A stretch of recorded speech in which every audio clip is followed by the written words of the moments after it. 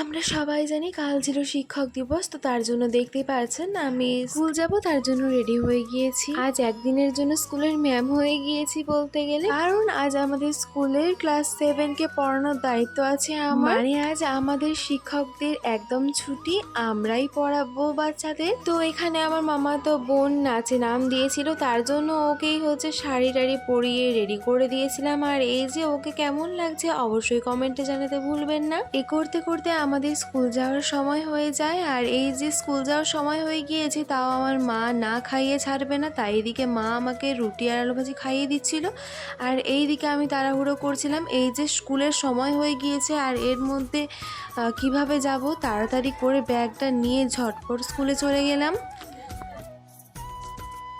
স্কুলে গিয়েই প্রথমে আমাদের প্রেয়ার হলো। প্রেয়ার হওয়ার পরে আমরা নিজের নিজের ঘরে চলে গেলাম, অর্থাৎ ক্লাস করাতে। আমার ছিল হচ্ছে 7B সেকশনের ক্লাস, সেখানে গিয়ে আমি ক্লাস করিয়ে তারপরে এখানে আসলাম, অর্থাৎ এখানে হবে অনুষ্ঠান।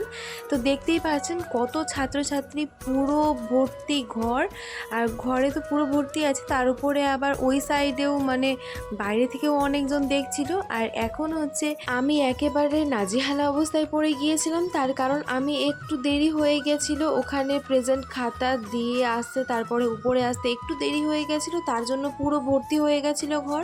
আর দাঁড়ানোর মতো জায়গা পাচ্ছিলাম না, মানে একটা আঙ্গুলও ঢুকছিল না বলতে গেলে, এতটা ভিড় এখানে। তো যাই হোক, শান্তভাবে বসালো স্যারেরা, তারপরে একটু হালকা শান্ত হলো, তারপরে এখানে মঙ্গল প্রদীপ জ্বালানো হলো। এইভাবেই আমাদের অনুষ্ঠানের উদ্বোধন হলো হেডমাস্টারের হাত দিয়ে। তারপরে একটা সঙ্গীত হলো, উদ্বোধনী সঙ্গীত। তারপরে আমাদের মূল অনুষ্ঠান শুরু হলো। অনেকেই অনেক রকম পারফরমেন্স করেছে, যেমন নাচ, গান, আবৃত্তি, স্পিচ, অনেকে অনেক রকম। তো যাই হোক, ওদের সকলের পারফরমেন্স অনেক ভালো হয়েছে। আর কেউ কেউ নাটকও করেছিল। এই যে এটা হচ্ছে একটা শিক্ষামূলক নাটক ছিল, তো এই নাটকটাও আমার প্রচণ্ড ভালো লেগেছিল। আমি ধৈর্য সহকারে এটা দেখেছিলাম, কিন্তু পুরোটা ভিডিও করা হয়নি, তার কারণ হচ্ছে যে ওখানে প্রচণ্ড ভিড় ছিল, তো এবার অত গরমে মানে সম্ভব হয়নি ভিডিও করা। তো অল্প একটু ক্লিপ নিয়ে রেখেছিলাম, সেটাই দেখিয়ে দিলাম। তো মিউজিক শুনুন আর এই নাচের অংশগুলো দেখে নিন।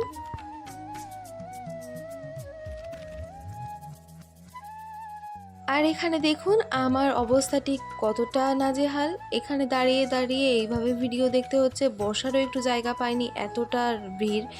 তো যাই হোক, এইভাবেই দাঁড়িয়ে দাঁড়িয়ে কি আর করার, এইভাবেই নাচগুলো দেখলাম আর অল্প অল্প করে ভিডিও নিলাম। অবশেষে এলো আমার মামাতো বোনটার নাচ, তারপরে তার নাচও দেখলাম, তার নাচও অসাধারণ হয়েছিল। আপনাদেরও একটু ক্লিপ দেখালাম। তো বলেছিলাম না কেউ কেউ স্পিচ দিয়েছিল, তো এই যে এখানেও একজন স্পিচ দিচ্ছিল। তা করতে করতে ওই হট্টগোল থেকে একটু বাইরে এলাম, একটু শান্তি নেওয়ার জন্য। এই যে এখানে বনবন করে ঘুরে একটু ভিডিও করে নিলাম। এই যে ওপরে কাজ হচ্ছিল, এখনও হয়নি, কমপ্লিট হয়নি, এদিকে কাজ হচ্ছিল। তো যাই হোক, এইদিকে এসে একটু স্বস্তি পেলাম, কারণ ওখানে প্রচণ্ড গরম আর প্রচণ্ড ভিড়, তার জন্য। তারপরে এখানে দেখলাম যে আমাদের একটা স্যার, ইনি হচ্ছেন রিটায়ার্ড করেছেন, তো অনেকদিন পরে ওনার সঙ্গে দেখা হলো। তো তখন আমি একটু সেলফি নিলাম স্যারের সঙ্গে। আর স্যার স্কুল থেকে চলে যাওয়ার পরে অনেক মিস করেছি। আর এখানে হচ্ছে স্যারেরা, দেখুন আমি বলেছিলাম না বাইরেও অনেকজন ছিল, তো ওই যে বাইরেও অনেক দাঁড়িয়ে আছে, আর ভেতরে তো আছে। আর এখানে সমস্ত ম্যামদের, সমস্ত স্যারদের বরণ করে নেওয়া হচ্ছিল।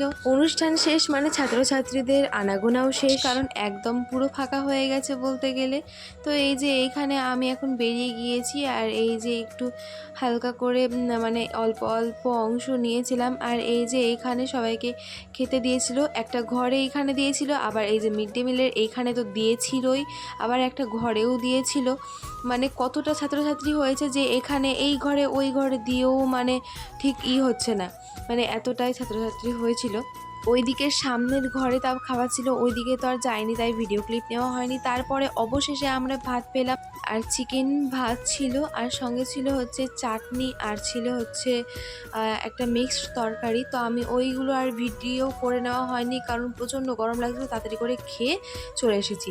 তো এই যে একটু সুন্দর করে একবার ভিডিও করে নিলাম আমার স্কুলটা, আর হচ্ছে আমার জিওগ্রাফি স্যারের সঙ্গে কয়েকটা ছবি তুললাম। ছবি তোলা, ভিডিও করা সব শেষ হলো। এই যে তারপরে বাড়ি চলে যাচ্ছিলাম। তো এই যে এই স্কুলটা দেখছেন, এই স্কুলে আমার আর হয়তো 1.5 বছর সময়, কারণ 1.5 বছর পরে আর এই স্কুলে আসবো না, কারণ আমাদের ওই 1.5 বছর পরে স্কুল লাইফ একদম শেষ হয়ে যাবে। মানে কতটা কষ্ট হয় ওই দিনটাতে, সেটা হচ্ছে যারা এই স্কুল লাইফ পেরিয়ে গেছে তারাই জানবে। এই স্কুলে ছোট থেকে বড় হলাম, আর এই স্কুল ছেড়ে অন্য কোথাও চলে যেতে হবে, এটা তো ভেবেই কেমন লাগছে। আমার তো এখনই প্রচন্ড কষ্ট হচ্ছে, মনে হচ্ছে কান্না করি, কারণ এই স্কুলে আমার ছোট্ট থেকে মানুষ হয়েছি আমি। এই স্কুলেই আমার ছোট থেকে বড় হওয়ার স্মৃতিগুলো লুকিয়ে আছে। এই স্কুল ছেড়ে যাওয়ার কথা ভাবলেই যেন আমার গাটা শিউরে ওঠে, কেন কে জানি খুবই কষ্ট হয় আমার। ওহো, আমার তো স্কুলের নামটাই বলা হয়নি। আমার স্কুলের নাম হচ্ছে গিরিয়া হাই স্কুল। আমার বাড়ির পরে এটাই হচ্ছে আমার প্রথম শিক্ষা গ্রহণের স্থান, আর আমার মায়ের পরে এই স্কুলের শিক্ষকেরাই হচ্ছে আমার প্রথম শিক্ষক। ভিডিও শেষ পর্যন্ত ধৈর্য ধরে দেখার জন্য অনেক অনেক ধন্যবাদ। সবাই ভালো থাকবেন, সুস্থ থাকবেন। ধন্যবাদ।